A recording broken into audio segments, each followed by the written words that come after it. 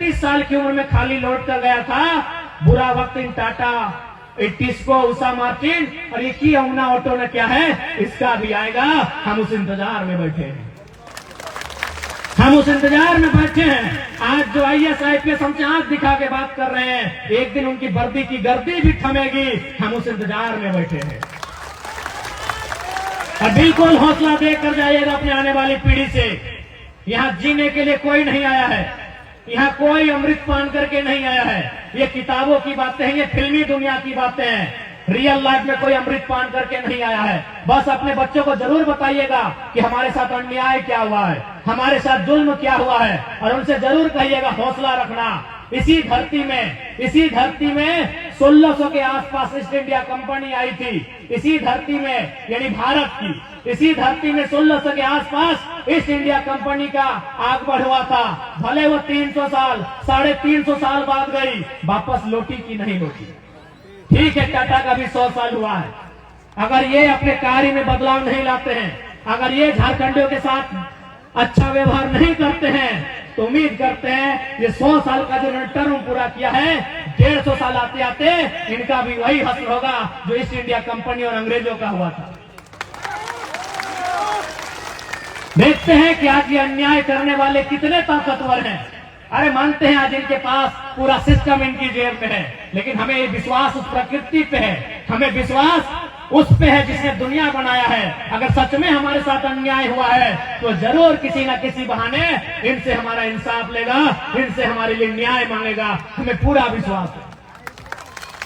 आज बड़ा दुख होता है, आज हमें इतना दुख होता है कि ये कंपनियां आज हमारी मिट्टी पे खड़ी है, आज ये कंपनी हमारे गांव पे खड़ी है, और आज हमारे लोगों का तिरस्कार किया जाता है, हमारे लोगों को फर्जी मुकदमे में जेल में भर दिया जाता है। आज बहुत दुख लगता है। उम्मीद करते हैं ये दुख के बादल एक दिन जरूर छटेंगे, हमारा समय जरूर आएगा। उस दिन के लिए हमें मेहनत करना होगा, हमें संघर्ष करना होगा, और हमें इंतजार भी करना होगा, इंतजार करना होगा उस दिन का। समय ताकतवर होता है, हम और आप ताकतवर नहीं होते हैं। हमारा समय आज बुरा है, हम मानते हैं। आज हम बदनसीब हैं, आज हमसे लाचार बेबस शायद दुनिया में कोई होगा कि आज हमारे गांव उजड़ गए, हमारे खेत खलिहान उजड़ गए, आज कंपनी का धुआं हमको मिला, उस धुएं से बीमारी हमको मिली, और आज नोट छापने का काम पूरे इंडिया के लोगों ने किया, और बदले में आज भी हमारे लोग भूख से मर रहे हैं। तो जरूर हमारे साथ न्याय होगा, उसके लिए हमें पहल करनी होगी, उसके लिए हमें एकजुट होना होगा, उसके लिए हमें संगठित होना होगा, उसके लिए हमें अपनी लड़ाई लड़नी होगी। और लड़ाई तब तक लड़ेंगे जब तक हमारे लिए एक नया सवेरा नहीं आएगा, तब तक हम ये लड़ाई लड़ेंगे। इस बात के लिए कोल्हान वासियों को तैयार रहना होगा। क्या आप तैयार हैं? क्या आप तैयार हैं?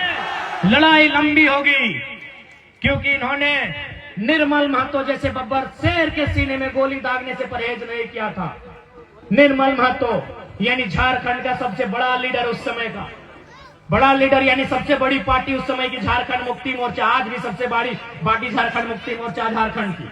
और उस पार्टी का सेंट्रल प्रेसिडेंट, उस पार्टी का केंद्रीय अध्यक्ष कौन? निर्मल महतो। उस शख्स को मारने में इन्होंने देर नहीं किया। तो हमारी और आपकी भी साथ क्या है? इसलिए लंबी लड़ाई है, ये संघर्ष लंबा है।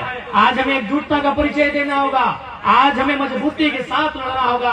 और यकीन मानिए, अगर आज हम लड़ेंगे ना, तो कम से कम आने वाली पीढ़ी के पास कुछ तो बचेगा। आज अगर हम नहीं लड़े तो आज जिस प्रकार इन्होंने हमारे घरों को घेर लिया है, जैसे इनके बाप का है,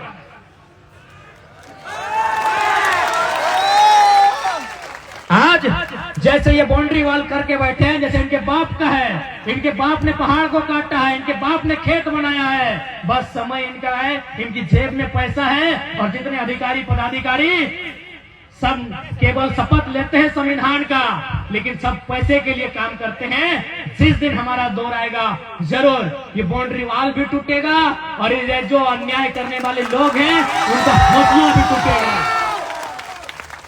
उनका हौसला भी टूटेगा। इसलिए आज हमें हिम्मत नहीं हारनी है।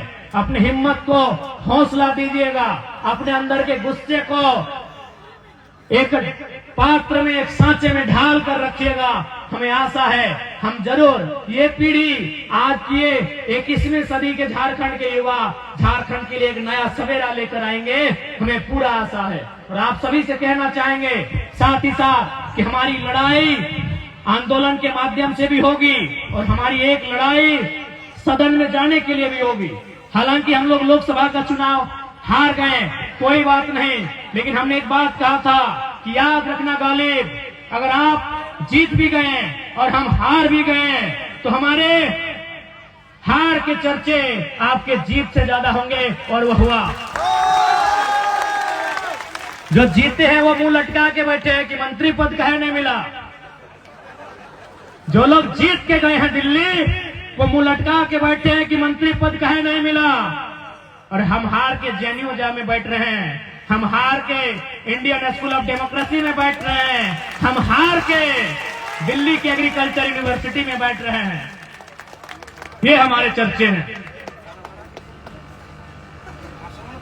ये हमने पहले ही कहा था, इसलिए कोई बात नहीं। लोकसभा का चुनाव हारे हैं, हौसला नहीं हारे हैं। हम लोग लड़ने के लिए आए हैं, हम लोग झारखंड की जनमानस की हिम्मत बनने आए हैं। हम लोग कभी समझौता नहीं करेंगे।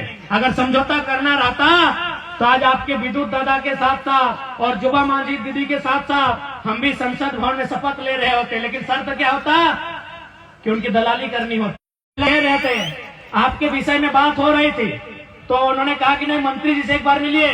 क्या अगर मंत्री जी के पास जाएंगे तो झोला लेके जाना होगा। अब पता नहीं झोला में वो क्या लेके जाते हैं, चावल लेके जाते हैं, सब्जी लेके जाते हैं, कोयला लेके जाते हैं। लेकिन वो अधिकारियों ने कहा कि अगर मंत्री जी से जाना होगा समस्या के बारे में मिलने के लिए तो मंत्री जी मिलेंगे बाद में, पहले झोला देना होगा। पता नहीं झोले में क्या होता है।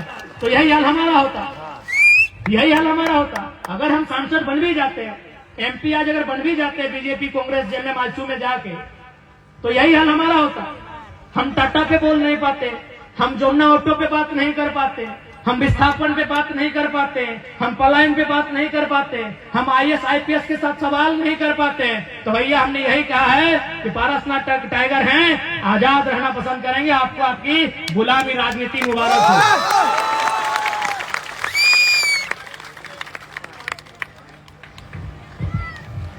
इसलिए आपने